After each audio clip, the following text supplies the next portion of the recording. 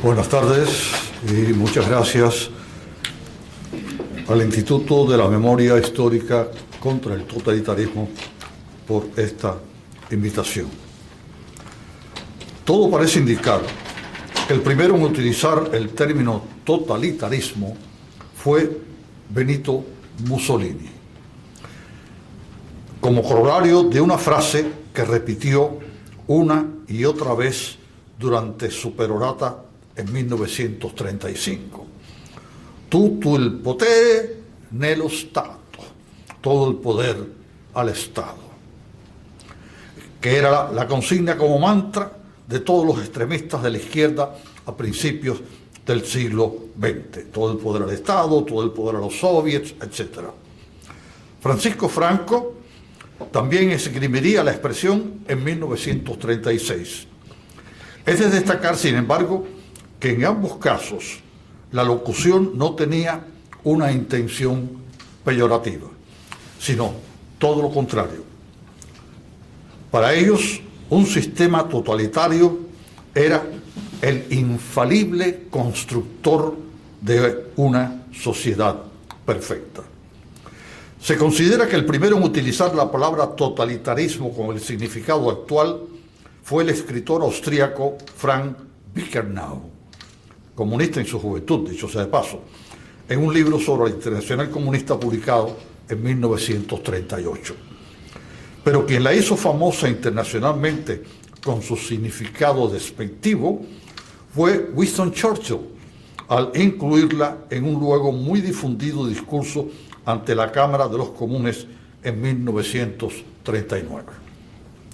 Por lo anterior resulta obvio deducir que Martí no se enfrentó al totalitarismo, pero su juicio sobre el peligro de las ideas socialistas, tanto en sus textos publicados como en cartas personales, arrojan una precursora visión de lo que sería un Estado bajo un gobierno socialista, es decir, totalitario, casi 2 décadas antes de la revolución bolchevique. Los pormenores de ese enfrentamiento los dejo a los panelistas que me siguen, a fin de que no tengan que repetir los conceptos martianos y volver a citar sus textos relacionados con el tema. Yo voy a intentar un acercamiento en dirección opuesta: el totalitarismo contra José Martí. Dicho duelo no tuvo nada que ver con la literatura martiana, de importancia capital en el desarrollo de las letras españolas de finales del siglo XIX, que continuarían sus seguidores durante los primeros decenios de la siguiente centuria. Los ataques totalitarios contra los apóstoles estaban dirigidos a su ascenso como personaje político, más allá de su cruzada independentista, debido al desarrollo de un ideario ético más filosófico que ideológico, de carácter trascendental por su naturaleza humano-céntrica. ¿Cómo logró Martí convertirse en una figura histórica significativa en Cuba, en tanto que personaje político, que llegara a representar una amenaza a las ideas totalitarias y, consecuentemente, fuera atacado por los cubanos comunistas? El proceso fue paulatino y demoró décadas en cristalizarse. En los momentos de su muerte, Martí en Cuba, excepto para unos pocos escritores y conspiradores en la isla, era un ilustre desconocido. Toda su fama era entre los cubanos de la diáspora y la inteligencia hispánica fuera del país. Cuando caen Dos Ríos, el gobierno colonial dio la noticia con gran algarabía. Todos conocían a Máximo Gómez, Antonio Maceo, pero ¿quién conocía a Martí? El gacetillero del Diario de la Marina ni siquiera intentó escribir una nota al respecto, sino que copió literalmente un telegrama tomado del correo dirigido al capitán general de la isla de Oriente, sin ni siquiera editarlo para mejorar el texto y optimizar su lectura.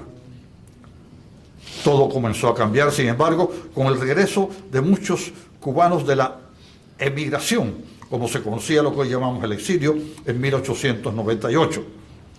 En abril de 1899 fue removida la estatua de la reina española del Parque Central y menos de un mes después, el periódico capitalino El Fígaro llevó a cabo una encuesta entre algunos personajes importantes de La Habana para seleccionar qué efigie debía ocupar su lugar. Los inquiridos prefirieron a Martí por un estrecho margen. Luego el mismo periódico publicó los resultados obtenidos para que sus lectores escogieran, todos los lectores, una entre las propuestas recibidas por los encuestados inicialmente. Gracias a los exiliados de regreso a la patria, intelectuales y algunos oficiales del Ejército Libertador, Martí ocupó el primer lugar en la indagación pública. La estatua, sufragada por coestación popular, no por el gobierno, fue develada el 24 de febrero de 1905, siendo la primera en rendir homenaje al apóstol. Poco después, también con fondos privados, se inauguraría la segunda, de mayor relevancia, en la Plaza Mayor de Matanzas, rebautizada como Parque de la Libertad. Ambas se mantienen en pie, donde de niñas jugaban mi esposa y mi hija. Ya el pueblo cubano en la isla comenzaba a conocer a Martí. No obstante, cuando Gonzalo de Quesada y Aróstegui intentó en 1910 encontrar un editor en La Habana para publicar el contenido de un paquete de textos seleccionados por Martí y confiándole su publicación si moría en la guerra necesaria, su fiel albaceo no encontró quien aceptara el encargo. El primer tomo sería editado en Italia y tuvo muy poca acogida en Cuba. Gonzalo de Quesada le entregó varios ejemplares a Leonor Pérez para que los vendiera y al final llegó a quejarse de esta forma: ni siquiera por ser su madre le compran el libro. En los años 20 fue el comienzo de lo que sería el culto a Martí, impulsado fundamentalmente por las autoridades educacionales y la publicación de las obras martianas más emblemáticas en ediciones populares. Nuevas escuelas en casi todo el país comenzaron a ser bautizadas con su nombre, a las cuales, gracias corazón, a las cuales se le instaló un busto de Martí que devendría en lo que llegaría a conocerse como el Rincón Martiano del plantel, poco menos que un altar patrio, en práctica que se extendió a todos los colegios de la nación. En la siguiente década, los 30, se publica al fin la primera edición de las obras completas de José Martí y se extiende a todo el país la parada martiana por su natalicio, siguiendo el ejemplo de la primera, celebrada en La Habana el 28 de enero de 1889, durante el gobierno interventor norteamericano.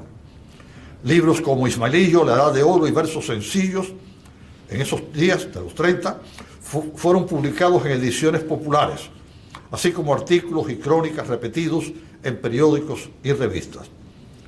Sus poesías se memorizan en las aulas escolares y declamadores profesionales las incorporan en sus repertorios. Los niños, guiados por familiares y maestros, fueron los primeros receptores de las doctrinas martianas. Por todo lo anterior, ya a mediados del segundo lustro de los 30, el ilustre desconocido de 1895 se había hecho célebre como el mártir de Dos Ríos y el apóstol de la independencia de Cuba. Términos ambos que combinados no resulta descabellado interpretar como una subliminal conexión religiosa de cariz católica.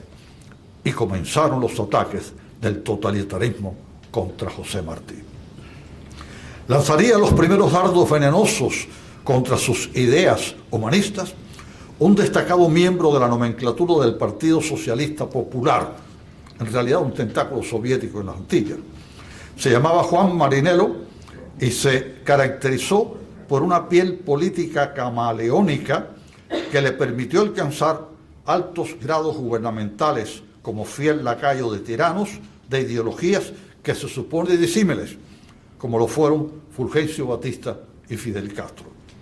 Sirve de prueba de cargo lo que Marinello escribiera en 1935 en su artículo Martí y Lenin, donde asevera que Martí había sido, y cito, un gran fracasado.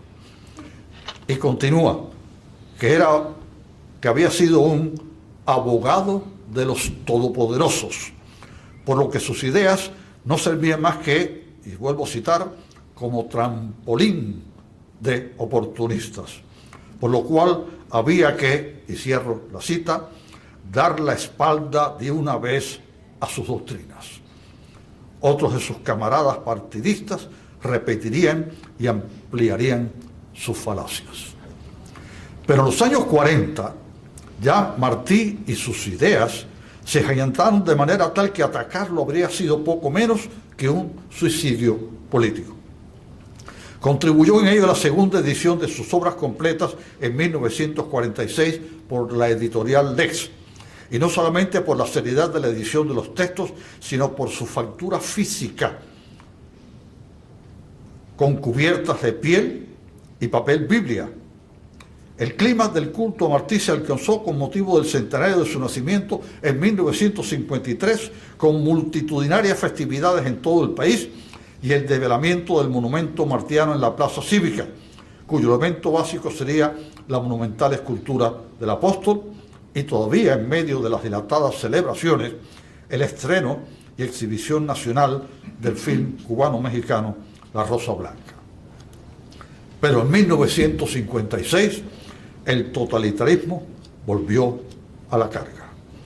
Una foto de Fidel Castro en una dependencia gubernamental luego de entregarse sin ofrecer resistencia a las tropas del Ejército Constitucional, luego de huir cobardemente junto a su hermano y abandonar a su suerte a los asaltantes que habían entrado, ellos no entraron, al cuartel Moncada, mostraba en la pared a sus espaldas una foto de Martí muy destacada. Como quiera que esta fue publicada en muchos medios de prensa, el hecho de que eran dos solamente los rostros que aparecían en la imagen, Martí y Fidel, le dio la idea al futuro falsificador en jefe de aprovecharse de la coincidencia, y ya que no podía vencer a Martí, decidió incorporarlo demagógicamente a su causa. De ahí surgió el mito de que Martí fue el autor intelectual del asalto al cuartel Moncada.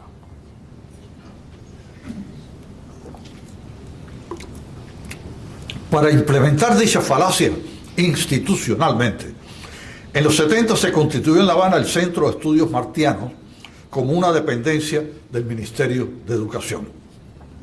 El día de su inauguración, el comisario de turno dijo en su discurso que dicho centro, y cito, orientado por el materialismo histórico e inspirado en las enseñanzas de Fidel en el Moncada, el Centro de Estudios Martianos debe cumplir el compromiso de estudiar las relaciones entre el pensamiento de José Martí y las tareas de la Revolución Socialista.